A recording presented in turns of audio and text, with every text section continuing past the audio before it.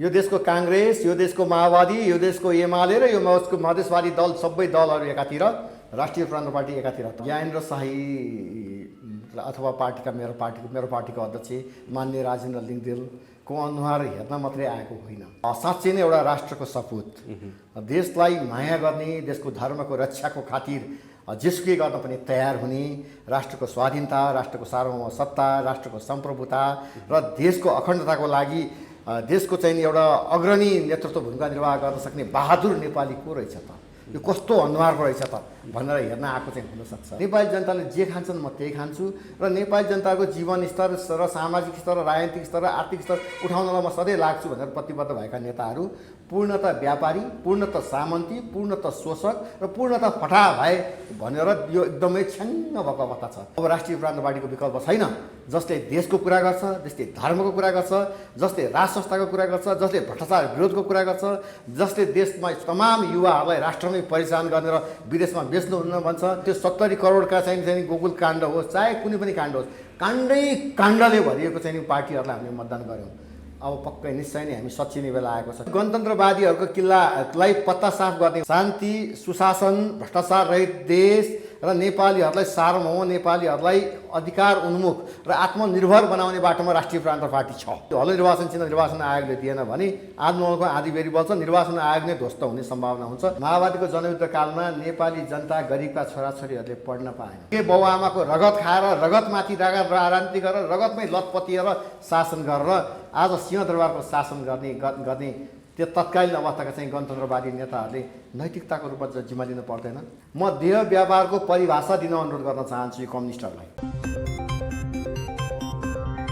दर्शकबिन्दुहरू, यति बेला हामीसँग कुराकानी गर्नको लागि राष्ट्रिय प्रजातन्त्र पार्टीका युवा नेता रामेश्वर थापाजी हुनुहुन्छ। आज हामी पछिल्लो विकसित घटनाक्रममा केन्द्रित रहेर कुराकानी गर्नेछौँ। विशेष गरी राष्ट्रिय प्रजातन्त्र पार्टीबाट यति बेला चुनाव लक्षित जुन देश दौडा कार्यक्रम भइरहेको छ, त्यो कार्यक्रममा हेर्ने हो भने व्यापक रूपमा एउटा मानव सागरै उपस्थित भएर कार्यक्रम सञ्चालन भइरहेको अवस्थामा चाहिँ के अब राष्ट्रिय प्रजातन्त्र पार्टी रोज्न थालेका हुन्छ जनताले? काङ्ग्रेस, कम्युनिस्ट सँग चाहिँ जसरी आम नेपाली जनताको चाहिँ वितृष्णा बढेर जाँदाखेरि त्यो वितृष्णा चाहिँ अब राष्ट्रिय प्रजातन्त्र पार्टीतर्फ आकर्षित भएको हो त त्यो जनमानस चाहिँ, कि साँच्चीकै त्यस्तो हो? चुनावमा त्यो किसिमको अहिले देखिएको लहर जस्तो रिजल्ट चुनावमा आउला त? यिनै विषयमा कुराकानी गर्नेछौँ। अरू समसामयिक विषय पनि उहाँसँग जोड्नेछौँ। स्वागत छ सर यहाँलाई। धन्यवाद।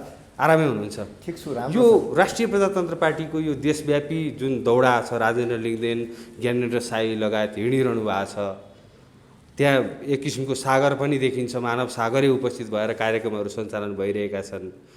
अब मानव सागरकै कुराकानी गर्ने हो भने चाहिँ प्रचण्ड, माधवहरूले जतिखेर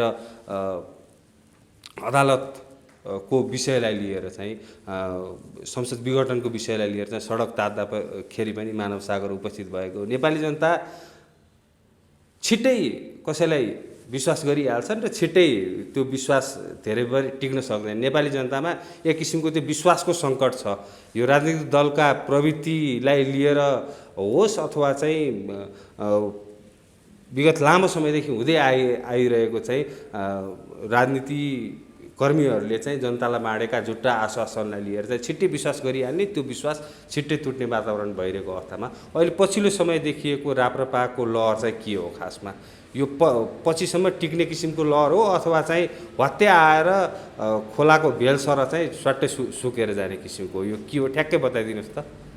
तपाईँलाई विशेष गरी यो प्रश्नको लागि धन्यवाद दिन चाहन्छु।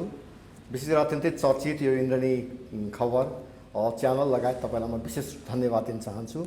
जुन खालको तपाईँले मलाई छलफलमा अत्यन्तै महत्त्वपूर्ण कुरा राख्नु भएको छ, निश्चय नै एउटा यो राष्ट्रले खोजेको र समय सापेक्ष र राष्ट्रलाई पीडा पर्दा र नेपाली जनताको भविष्य अन्यल हुँदै गर्दा, राष्ट्रमा देशी विदेशी शक्तिको प्रत्यक्ष प्रभाव हुँदा, राष्ट्रको अखण्डतामाथि धावा बोलिरहँदा, राष्ट्रको सीमा स्तम्भ मिचिँदा, राष्ट्रलाई एक खालको देश बन्धकको रूपमा, देश नै बन्धकको रूपमा चाहिँ देशलाई कसैलाई एउटा खालको अस्ति मात्रै 6-7 दिन अगाडि प्रतिसभाको बैठकबाट देशलाई नै बन्दकी राखेको अवस्थामा नेपाली जनताहरू जुन सडकमा उर्लिएको जुन खालको सागर रूपी नेपाली जनताहरू उर्लिएको अवस्था छ, यो कुनै एउटा यो भावनाले कल्पिएर एउटा चाहिँ के हो त भनेर तुरुन्तै त्यो मनस्थितिले चेन्ज भएको अवस्था निश्चय नै होइन।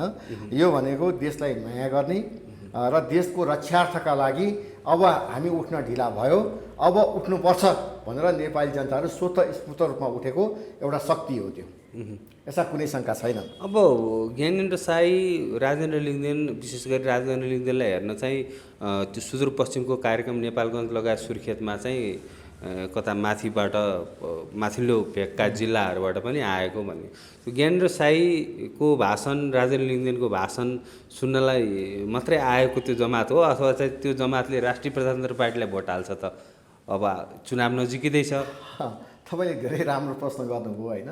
ज्ञानेन्द्र शाही अथवा मेरो पार्टीको अध्यक्ष मान्य राजेन्द्र लिङ्गदेनको अनुहार हेर्न मात्रै आएको होइन, अनुहार हेर्न पनि आएको हो। अनुहार हेर्न कुन मानेमा आएको हो भने साँच्चै नै एउटा राष्ट्रको सपुत, देशलाई माया गर्ने, देशको धर्मको रक्षाको खातिर जेसुकै गर्न पनि तयार हुने, राष्ट्रको स्वाधीनता, राष्ट्रको सार्वभौम सत्ता, राष्ट्रको सम्प्रभुता र देशको अखण्डताको लागि देशको चाहिँ एउटा अग्रणी नेतृत्व भूमिका निर्वाह गर्न सक्ने बहादुर नेपाली को रहेछ त, यो कस्तो अनुहारको रहेछ त भनेर हेर्न आएको चाहिँ हुनसक्छ।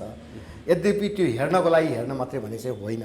तपाईँ हामीलाई थाहा छ, आज तपाईँलाई थाहा छ नि पेट्रोलको भाउ कति पुगेको छ? 150 रुपियाँ प्रति लिटर पुगेको छ। ग्यासको भाउ कति पुगेको छ? डिजलको भाउ कति पुगेको छ? बजारको भाउ वृद्धि हेर्नुहोस् न, कहाली लाग्दो छ। नेपाली जनताको घर सानो सानो हुँदै जाने, नेपाली जनताहरू काम गरी खाने जाने जनता दुब्लाउँदै सानो सानो भएर जाने, अनि त्यसको नेताहरू राजनीतिलाई पेसा बनाएर र राजनीतिलाई उद्योग र व्यापारसँग चाहिँ लाभका पदमा चाहिँ व्यापार गरेर धनी भएर जाने क्रम बढ्दो रूपमा छ। भ्रष्टाचार यति छ जसको सीमा जोखनै छैन, यति असीमित भ्रष्टाचार छ, यति चाहिँ राजनीतिक अकर्मण्यता छ जसको यहाँ चर्चा परिचर्चा गरेरै साध्य छैन। नेताहरू यति व्यापारी, यति चाहिँ अकर्मण्य नेताहरू भए जनताप्रति यति पनि जवाबदेहिता छैन, यति पनि उत्तरदायित्व छैन। म नेपाली जनताको सेवा गर्छु, नेपाली जनताको सधैँभरि चाहिँ नि प्रेमपूर्वक नेपाली जनतासँग सँगै रहन्छु। नेपाली जनताले जे खान्छन् म त्यही खान्छु र नेपाली जनताको जीवन स्तर र सामाजिक स्तर, राजनीतिक स्तर र आर्थिक स्तर उठाउनलाई म सधैँ लाग्छु भनेर प्रतिबद्ध भएका नेताहरू पूर्णतः व्यापारी, पूर्णतः सामन्ती, पूर्णतः शोषक र पूर्णतः फटा भए भनेर यो एकदमै छ्याङ्ग भएको अवस्था छ। यतिखेर एउटै मात्र शक्ति, राष्ट्रवादी शक्ति, अब राष्ट्रिय प्रान्त पार्टीको विकल्प छैन, जसले देशको कुरा गर्छ, जसले धर्मको कुरा गर्छ, जसले राज संस्थाको कुरा गर्छ, जसले भ्रष्टाचार विरोधको कुरा गर्छ, जसले देशमा तमाम युवाहरूलाई राष्ट्रमै परिचालन गर्ने र विदेशमा बेच्नुहुन्न भन्छ। यस्ता महत्त्वपूर्ण कुराहरूले गर्दाखेरि राष्ट्रिय प्रान्त पार्टीको अब के हो त भनेर मान्य अध्यक्षज्यूलाई, राजनीतिज्यूलाई पनि हेरौँ, प्रवक्ता ज्ञानेन्द्र साईलाई पनि हेरौँ र त्यो भाषण पनि सुनौँ र यो अभियानमा केही समय मेरो पनि लगानी गरौँ र म पनि यो अभियानमा लागौँ भन्ने महान उद्देश्य बोकेर ती मेची महाकालीबाट आउनुभएको छ। म सबै ती उपस्थित हुने आदरणीय राष्ट्रवादी दाजुभाइ दिदीबहिनीहरूलाई म पार्टीको तर्फबाट, म व्यक्ति तर्फबाट पनि उहाँलाई धन्यवाद दिन चाहन्छु। तर तपाईँले भने जस्तो जुन राजेन्द्र लिङ्गदेनलाई हेर्नको लागि चाहिँ कस्तो रहेछ त्यो देशभक्त व्यक्ति कस्तो रहेछ भनेर हेर्न आइरहेको भनेर भनिरहँदाखेरि चाहिँ तपाईँहरूले नै भन्नुहुन्छ काङ्ग्रेस कम्युनिस्टले चाहिँ भ्रष्टाचार गरी अथाह सम्पत्ति जोडेका छन् भनेर। चुनावमा चाहिँ अब मुख्यतः आर्थिक कुरा नै आउँछ। केही समय अगाडि मात्रै पनि चुनावमा 5 करोडसम्म खर्च गर्न पाउने भनेर त प्रस्तावै राखेको अवस्था छ। यो बिचमा चाहिँ अब काङ्ग्रेस कम्युनिस्टसँग त्यो किसिमको तपाईँहरूले भने जस्तै भ्रष्टाचार गरेको पैसा हो भने चुनावमा त व्यापक रूपमा खर्च गर्छन्, त्यो किसिमले चाहिँ तपाईँहरूले भेट्न सक्नुहुन्छ त काङ्ग्रेस कम्युनिस्टसँग? अब यो सबै जिम्मा धेरै विश्लेषकहरू र राष्ट्रिय प्रजातन्त्र पार्टीका शुभचिन्तकहरूले यसो भन्ने गरेका छन् कि काङ्ग्रेस कम्युनिस्टले भ्रष्टाचार गरेर अथाह पैसा राखेका छन्, स्टक राखेका छन्, अझ यहाँसम्म कि रक्सी समेत अहिले स्टक हुन थालिसक्यो। त्यो अवस्थामा चाहिँ राष्ट्रिय प्रजातन्त्र पार्टीले भिड्न सक्छ? राष्ट्रिय प्रजातन्त्र पार्टीसँग पैसा छ? तपाईँले यति महत्त्वपूर्ण प्रश्न राखिदिनु भयो। मैले तपाईँले प्रश्न राख्नुहुन्छ भनेर सोचेको पनि थिइनँ। म विशेष गरी तपाईँलाई प्रश्नको लागि फेरि धन्यवाद दिन चाहन्छु। म तब त तपाईँको यस अत्यन्तै महत्त्वपूर्ण लोकप्रिय सञ्चारका माध्यमबाट सिङ्गो देशमा बस्ने नेपाली दाजुभाइ दिदीबहिनीहरू र विदेशमा बस्ने नेपाली दाजुभाइ दिदीहरू पनि म सबैलाई निवेदन गर्न चाहन्छु। हामीले करेसामा, हाम्रो घरको करेसामा हामीले काउली रोप्यो भने काउली नै फल्छ हेर्नुहोस्। हामीले अन्य कोदोको बोट रोपेर धान फलेन भनेर निधारमा पुरपुरमा हानेर काम छैन हेर्नुहोस्। यदि धान खाने हो भने धानको बिरुवै रोप्नुपर्छ। यदि अब तपाईँको निर्वाचनको बेला आएको छ हेर्नुहोस्, अब यतिखेर सिङ्गो देशमा हामीलाई के थाहा छ, गणतन्त्रवादीहरूले देशमा चाहिँ समूल रूपमा चाहिँ यो काङ्ग्रेस, कम्युनिस्ट, मधेसवादी दल, जे जति राजनीतिक गणतन्त्रवादी दलहरू छन् ती दलहरू भनेका समग्रमा यो राष्ट्रको पक्षमा छैनन्। राष्ट्र विशेष गरी विदेशीको इच्छामा र विदेशीको शक्तिको रूपमा शक्ति केन्द्रित राजनीति र सत्ता, शक्ति र लाभको राजनीति गर्छन् भन्ने कुरो हामी सबैलाई थाहा छ। र उनीहरूले विगतमा यो लामो समय यो 46-47को बहुदलीय व्यवस्था पछाडि र अस्ति यो 62-63 पछाडिको गणतन्त्र पछाडि यिनीहरूले देशलाई दोहन गरे, असीम भ्रष्टाचार गरे। यिनीहरूले असीमित भ्रष्टाचार गरे, यसो कुनै लेखाजोखा छैन। त्यो विशेष गरी त्यो भ्रष्टाचार गरेको सम्पत्ति भनेको तमाम हाम्रो 3.5 करोड नेपाली जनताको यो पसिना शोषण गरेको हो, हामी सबैलाई थाहा छ। म यतिखेर तपाईँको सञ्चारको माध्यमबाट म तमाम नेपाली दाजुभाइ दिदीबहिनीहरूलाई के अनुरोध गर्न चाहन्छु भने हामीलाई चाहिएको कुरा के हो? हामीलाई चाहिएको कुरा शान्ति हो, सुशासन हो। हामीलाई चाहिएको कुरा के हो? विश्वको नक्सामा थुप्रै देशमा मुस्लिम राष्ट्र छ, थुप्रै देशमा इसाईका क्रिस्चियन राष्ट्रहरू छन्, बौद्ध मार्गी राष्ट्रहरू छ। हामीले एउटै मात्र पशुपतिनाथको देशमा, मुक्तिनाथको देशमा, आराध्य भगवानको देशमा हिन्दू राष्ट्र नेपाल चाहिन्छ भनेका छौँ। हामीलाई चाहिएको चाहिँ सनातन धर्म सापेक्ष हिन्दू राष्ट्र नेपाल छ। हामीलाई चाहिएको सुशासन छ, हामीलाई चाहिएको शान्ति छ, हामीलाई चाहिएको चाहिँ नि नेपालीहरूको एकताको प्रतीक एउटा निर्वाचनभन्दा माथि उठेको, राजनीतिक दलभन्दा माथि उठेको नेपालीहरूको एकताको प्रतीक संवैधानिक राज संस्था छ। हामीलाई चाहिएको जातीय तथा सामाजिक सद्भाव छ। चाहे जुनसुकै जाति हो, जुनसुकै भाषा हो, जुनसुकै धर्म संस्कृतिको नेपाली होस्, हामी सबैजना एकजुट भएर बस्नुको विकल्प छैन। हामीलाई चाहिएको चाहिँ त्यो छ। हामीलाई चाहिएको चाहिँ त्यो छ, तर हामीले त्यसको फरक बाटोमा मतदान गरिरहेका छौँ। हामीले मतदान चाहिँ कुनमा गरिरहेका छौँ। हामीलाई धर्म चाहिँदैन, धर्म नभए पनि हुन्छ भन्ने पार्टीलाई हामीले मतदान गऱ्यौँ। त्यो भनेका काङ्ग्रेस, कम्युनिस्टहरू नै हुन्, मधेसवादी दलहरू नै हुन्। हामीले चाहिन्छ भन्यौँ, शान्ति चाहिन्छ भन्यौँ, हामी बुद्धको देश बुद्ध फर्काइदेऊ भन्यौँ। 116 भन्दा बढी राष्ट्रले राजा वीरेन्द्र हुँदा असंलग्न परराष्ट्र नीति अन्तर्गत नेपाललाई शान्ति क्षेत्र प्रस्ताव गरियोस् भनेर शान्ति क्षेत्र प्रस्ताव गरेको देश हो। आज हामीले त शान्ति फर्काइदेऊ, शान्ति क्षेत्र प्रस्ताव घोषित होस् भनेर भनेका छौँ। तर हामीले मतदान कहाँ गरिरहेका छौँ? देशलाई विभाजन गर्ने, सङ्घीयतालाई मलजल गर्ने विषयमा हामीले मतदान गरिरहेका छौँ। अब हामीले हाम्रो खोजेको चाहिँ के छौँ? भ्रष्टाचार रहित सुशासित देश खोजेका छौँ, सुशासित राष्ट्र खोजेका छौँ। तर हामीले असीमित भ्रष्टाचार गर्ने, चाहे त्यो वाइट बडीका काण्ड होस्, चाहे चाहिँ सुन काण्ड होस्, चाहे बालुवाटार काण्ड होस्, चाहे तपाईँको त्यो 70 करोडका चाहिँ गोकुल काण्ड होस्, चाहे कुनै पनि काण्ड होस्, काण्डले भरिएको चाहिँ पार्टीहरूलाई हामीले मतदान गऱ्यौँ।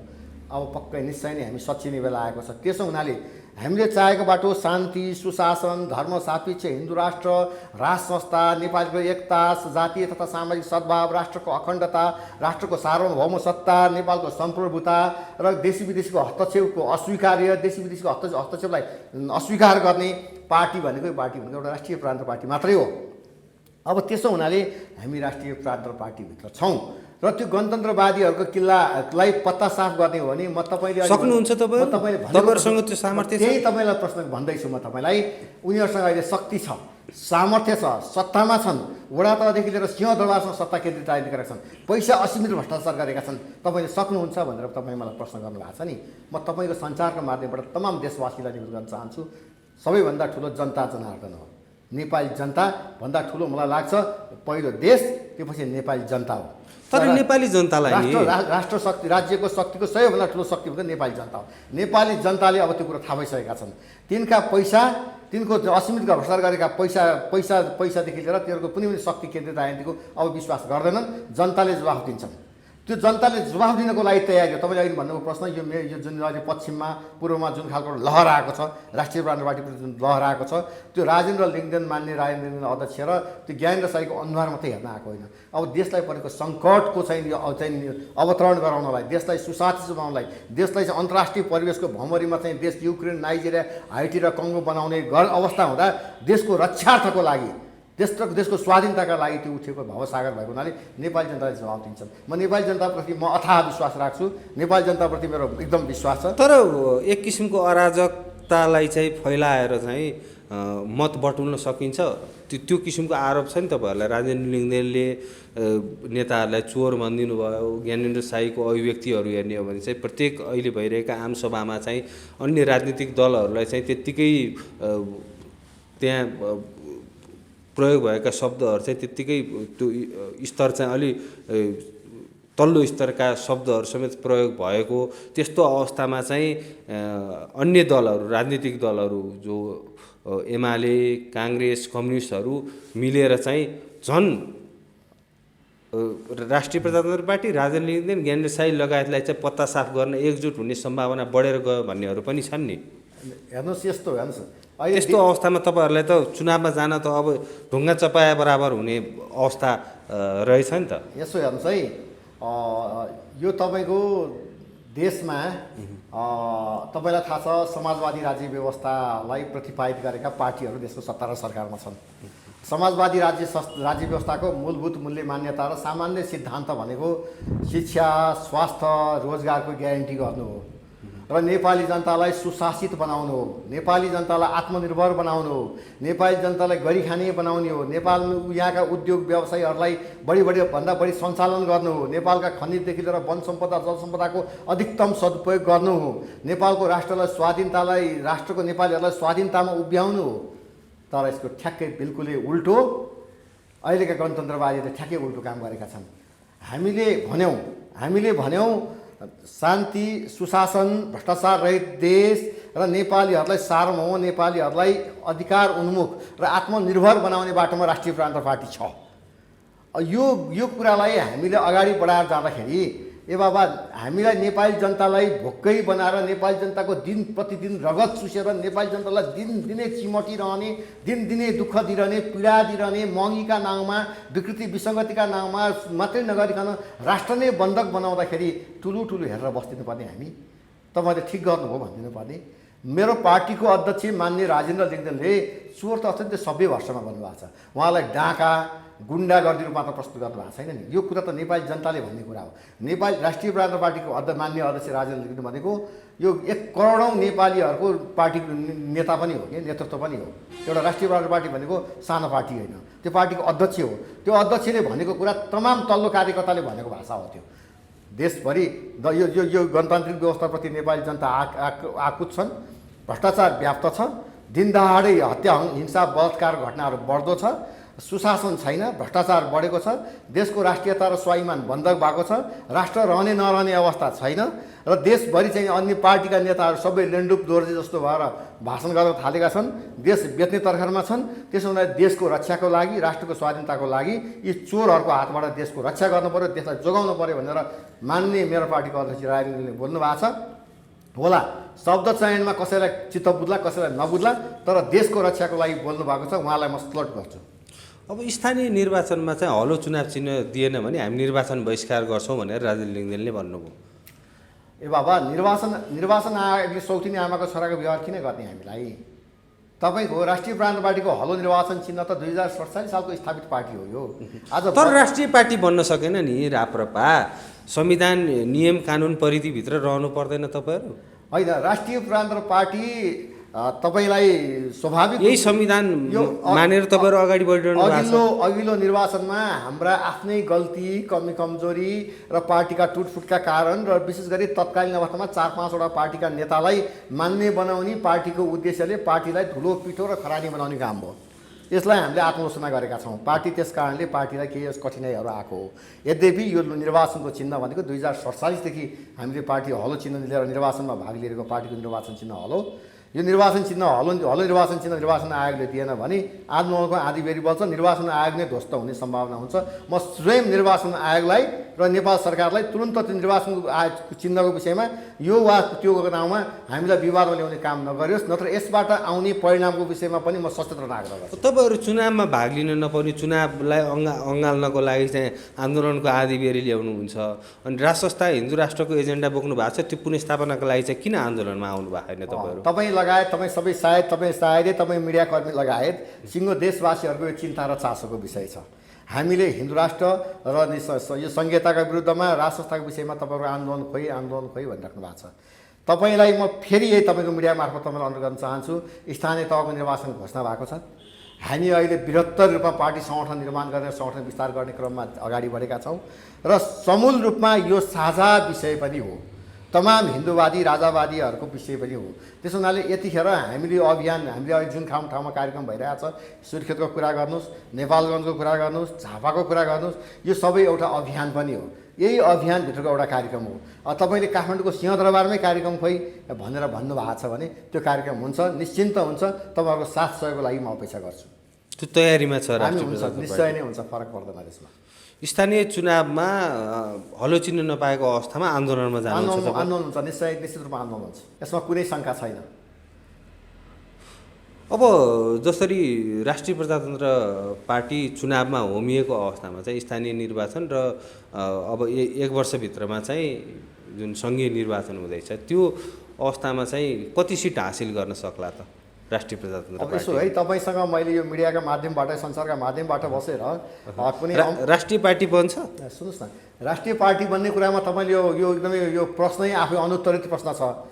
100% बन्छ, तर 100% थ्रेसहोल्ड कटाउनको लागि चाहिँ सक्नु भएन। तपाईँ तपाईँको मेरो आजको इन्टरभ्यू तपाईँले रेकर्डेड त्यो बेलामा राख्नु होला। जुन दिन बनेन त्यो दिन म तपाईँहरूमा फेरि बसौँला। यो तपाईँ राष्ट्रिय पार्टी बन्छ, एक दुई सिट ल्याउँछ राप्रपाले, यसमा कुनै शङ्का छैन। तपाईँ ढुक्क हुनुहोस्, म 100% ठोक्का गरेर भन्न सक्छु, राष्ट्रिय प्रजातन्त्र पार्टी थियो, छ र बन्छ, यसमा कुनै शङ्का छैन। वैकल्पिक शक्तिको कुरा उठाउनु भएको छ, त्यो अलि परको कुरा हो। सुन्नु न, यो देशको काङ्ग्रेस, यो देशको माओवादी, यो देशको एमाले र यो मधेसवादी दल, सबै दलहरू एकातिर, राष्ट्रिय प्रजातन्त्र पार्टी एकातिर। तपाईँ हाँस्न सक्नुहुन्छ, तपाईँलाई पत्यार नलाग्न सक्छ। सबै गणतन्त्रवादी दल एकातिर। मैले एउटा भाषामा भन्नुभएको छ, भनेको छु, सबै एउटै बाउआमाका छोराछोरीहरू तिनीहरू, सबै तिनीहरू एउटै कित्ताका हुन्। फरक साइनबोर्ड राखेका छन्, फरक पार्टी खोलेका छन्, फरक ढङ्गले आफ्नो राजनीतिलाई व्यापार बनाएका छन्, पेसा गरेका छन् र कमाइ खाने धन्दाको रूपमा चलाएका छन्। एक्लै भिड्न सक्छ चुनावमा राष्ट्रिय प्रजातन्त्र पार्टी? यसभन्दा अगाडि अब एक मात्रै सांसद राजेन्द्र लिङ्गदेनले पनि ओलीसँगको सहकार्यमा जित्नु भएन? तत्कालीन अवस्थामा ओलीलाई प्रधानमन्त्री हुनु थियो, ओलीलाई चुनाव जित्नु थियो। ओलीले हामीसँग आएर उनलाई चुनाव जिताउनको लागि अनुनय विनय गरेपछि उनका केही सिटलाई हामीले समर्थन गरिदिएपछि हामीलाई केही मद्दत उहाँहरूबाट भएको हो। यो कुरा नकार्न सकिँदैन। तर राष्ट्रिय प्रजातन्त्र पार्टी त्यस्तो दल हो, एजेन्डाका हिसाबले र देशको राष्ट्रप्रतिको जवाफदेहिता र उत्तरदायित्व वहन गर्ने, देशलाई माया गर्ने पार्टी भएका हुनाले हिन्दुत्व, राष्ट्र संस्था र देशको अखण्डताको विषयमा प्रतिबद्ध भएर लागेका पार्टीले अरू पार्टीभन्दा पृथक विचार राख्ने र सुस्पष्ट विचार राखेर हिँडेको, एउटा आफ्नै भू राजनीति गर्ने र आफ्नै देशको माटो सुहाउँदो राजनीति गर्ने, न उत्तरबाट न दक्षिणबाट न कुनै पनि शक्तिशाली राष्ट्रबाट कसैको पनि चाहिँ नि त्यो साम्राज्यवादी स्वीकार नगरेको एउटा स्वाधीनताको राजनीति गर्ने राष्ट्रिय प्रजातन्त्र पार्टी यो सबै दलहरूसँग आफ्नो फरक धार भएको हुनाले उनीहरू सबै गणतन्त्रवादी एकातिर, हामी एकातिर भएर चुनाव लड्न तयार छौँ, हामी लड्छौँ। अब नेपालगञ्ज, सुर्खेत, पश्चिमको कुरा गर्नुभयो, पूर्वको कुरा गर्नुभयो, लहरको कुरा गर्दाखेरि चाहिँ उपत्यकामा चाहिँ के छ अवस्था ठ्याक्कै? उपत्यकामा हामीले विशेष गरी राष्ट्रवादीहरूको साथीहरू जस्तै चाहिँ नि यो आजित भएका, यो तपाईँलाई मैले भन्नुपर्छ, यो एउटा मैले यो अलिकति अलि असहज लाग्न सक्छ तपाईँलाई। राष्ट्रिय प्रजातन्त्र पार्टीले गरेको अत्यन्तै चरम, अत्यन्तै उपलब्धिमूलक र अत्यन्तै उत्कृष्ट कार्यहरू देखेर मान्छेहरू सहभागिता होइन। विशेष गरी गणतन्त्रवादीहरूले गरेको देश नै नरहने अवस्था पुर्याइसकेपछि यिनीहरूले गरेको अकर्मण्यता र यिनीहरूले गरेको अत्यन्तै भ्रष्टाचारले गरेर यिनीहरूले गरेको अपराधपूर्ण कामहरूले गरेर मान्छेहरू राष्ट्रिय प्रजातन्त्र पार्टीप्रति उहाँहरूको लहर बढेको अवस्था छ। त्यस हुनाले यो ढङ्गले काठमाडौँ उपत्यकाका पनि राष्ट्रवादी, विशेष गरी राष्ट्र संस्थालाई माया गर्ने र देशलाई माया गर्ने, चाहिँ भ्रष्टाचारको विरोध गर्ने राष्ट्रवादी साथीहरू थुप्रै हुनुहुन्छ। उहाँहरूको लागि हामीले निरन्तर अब कार्यक्रमहरू अगाडि बढाउने हामी कार्यक्रमको लागि हामी तयारी गरिरहेका छौँ।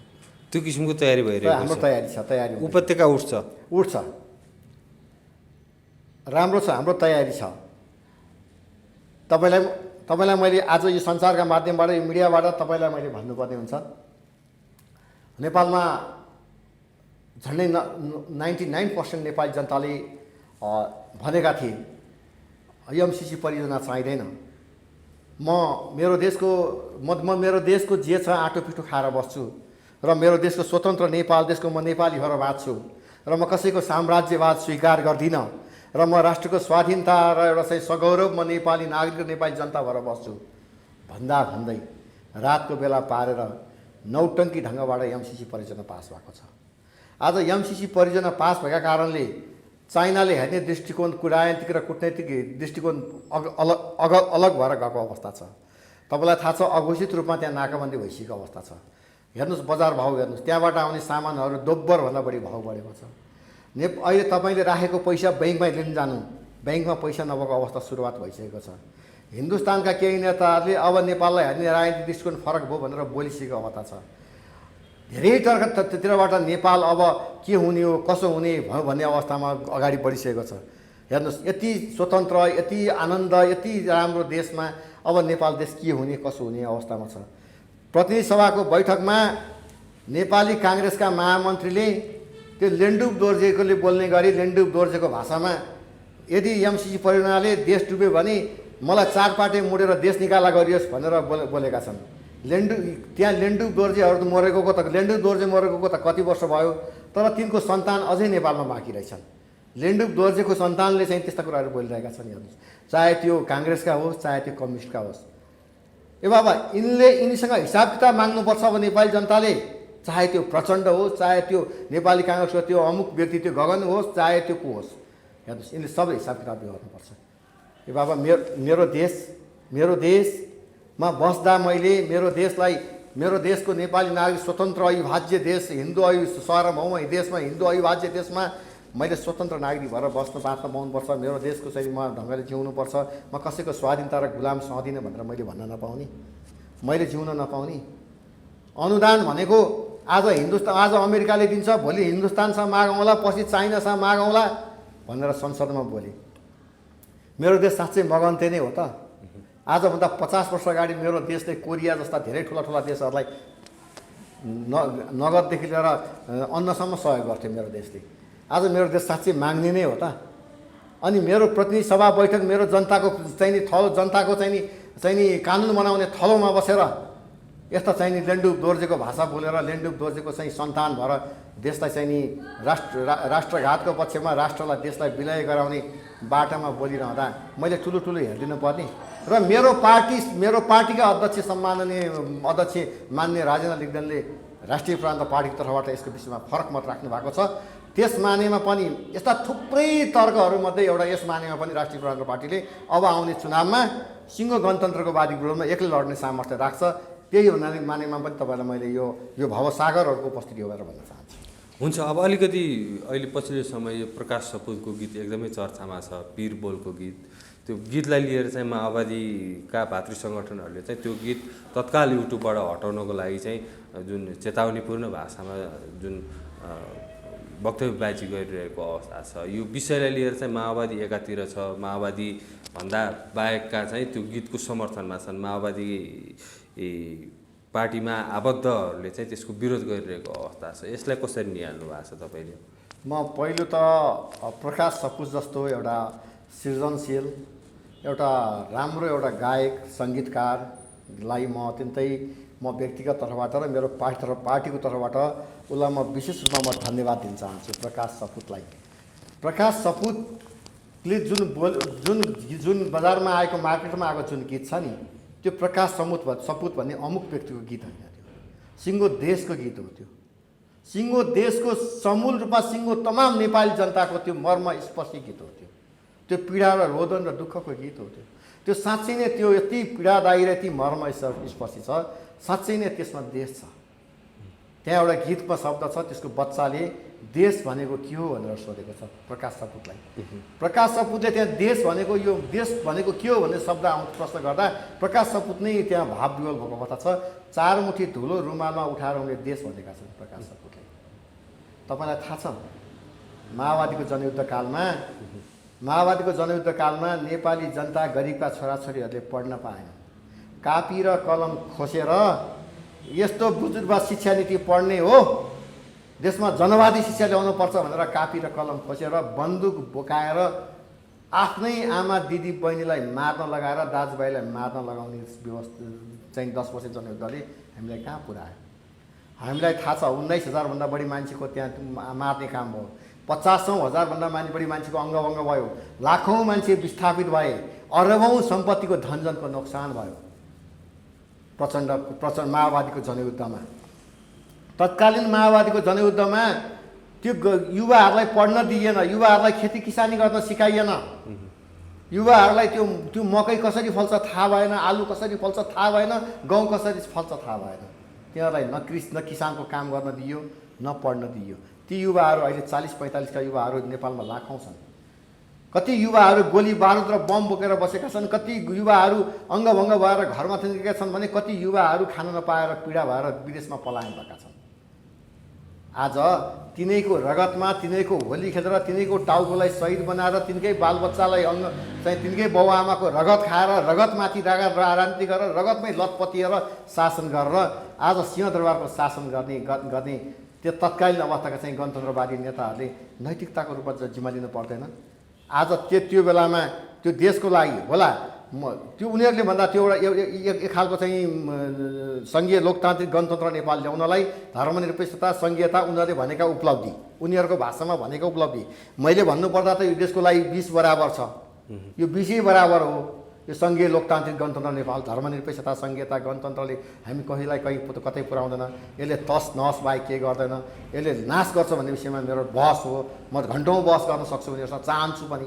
तर त्यहीको मुद्दामा आज नेपाली जनताको हालत त्यही भइरहँदा ए बाबा गीतका माध्यमबाट रोदन र पीडाको माझबाट हेर्दैमा मुटु हुने चिसो भएर आउने, आँखाबाट बर बर बर बर आँसु झर्दा जस्तो हुने र म माओवादीमा लागेर म युद्धमा लागेर मैले पेटमा गोली बोकेर मलाई राज्यले नहेर्दा र मेरो छोरी उसले भनेकै छिन् मैले मेरो छोरीलाई पेटभरि दुध खुवाउन सकेँ, न तिमीले राम्रोसँग खाना खुवाउन सक्यौ, अब कहाँ जाने भनेर तिनकी श्रीमतीले भनेकी छिन्।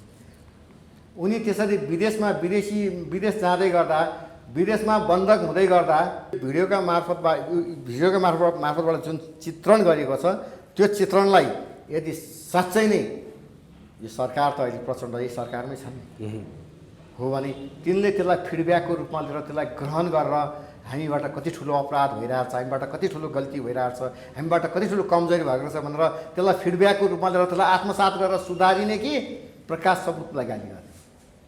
म गम्भीर प्रश्न गर्न चाहन्छु स्वयं प्रचण्डलाई र माओवादी पार्टीलाई र अन्य केही चाहिँ गणतन्त्रवादीका भरिया र नायकीहरूले पनि मैले प्रकाश सपुतलाई गाली गरिरहेको देखेको छु।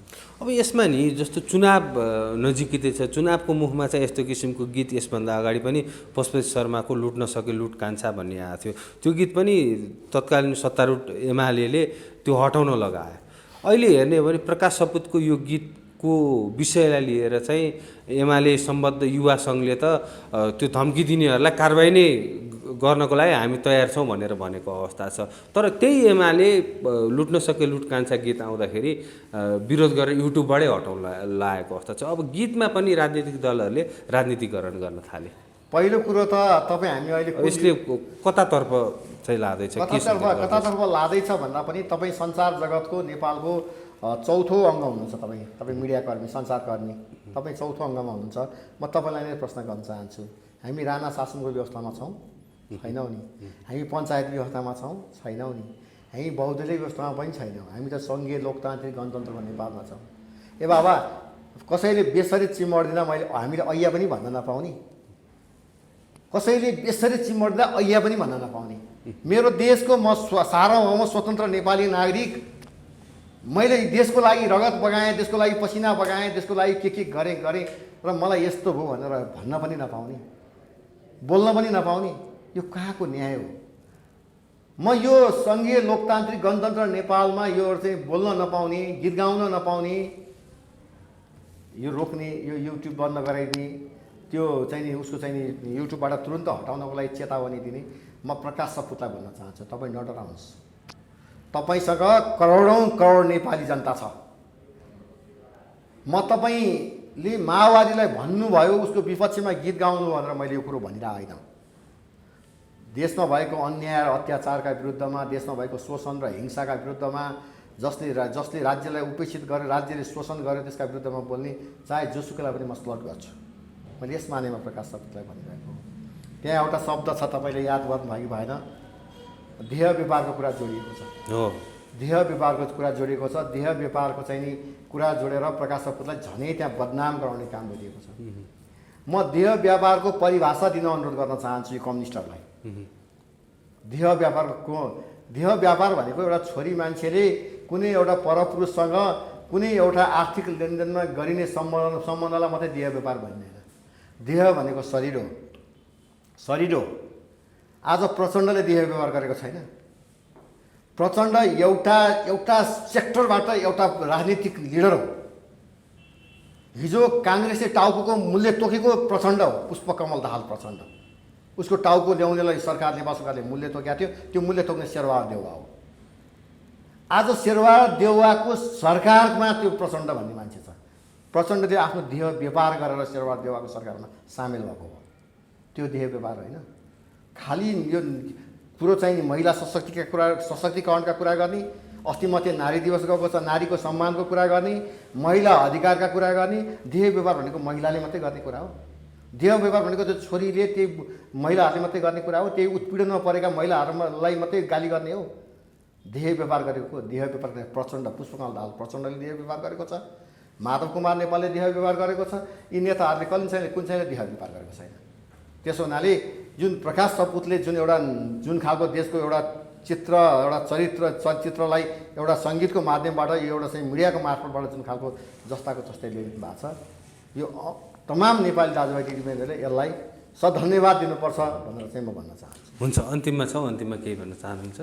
विशेष गरी तपाईँको सञ्चारको माध्यमबाट, तपाईँको मिडियाको माध्यमबाट नै नेपाली जनतालाई जागरुक बनाउने हो, अभियान छेड्ने हो। हामी अत्यन्तै सङ्कटपूर्ण घडीमा छौँ, अत्यन्तै सङ्कटपूर्ण घडीमा छौँ। तपाईँ र मेरो आँखा, नाङ्गो आँखाले हेर्दा हामीलाई दुई छाक खाएका छौँ, लाएका छौँ, हिँडेका छौँ, यो के नै होला भन्ने लाग्न सक्छ।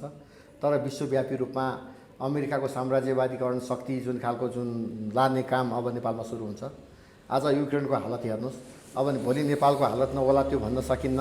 नेपालमाथि त्यो हस्तक्षेपकारी भूमिका निर्वाह हुँदै जान्छ। देश रह्यो भने हामी बसौँला, भेटौँला, राजनीति गरौँला।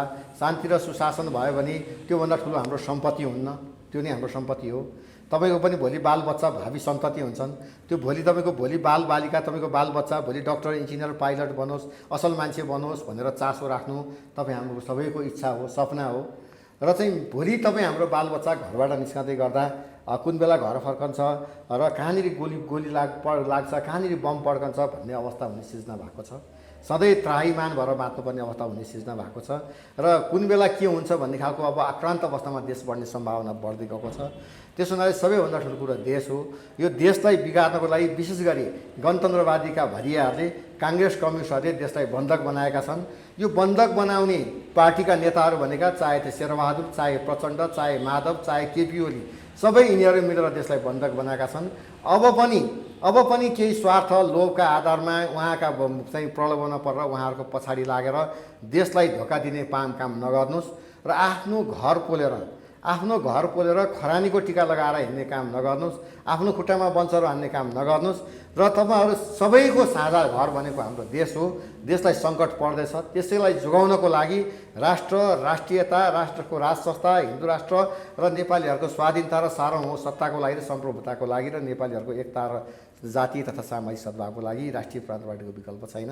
त्यसैका लागि राष्ट्रिय प्रान्त पार्टीको महाअभियानमा सरिक हौँ र यो राष्ट्रिय प्रान्त पार्टी रूपी एउटा यज्ञ रूपी सङ्गठनमा चाहिँ लाग्नको लागि म सादर निवेदन गर्न चाहन्छु र म तपाईँहरूलाई पनि विशेष धन्यवाद दिन चाहन्छु। हस्, धेरै धन्यवाद।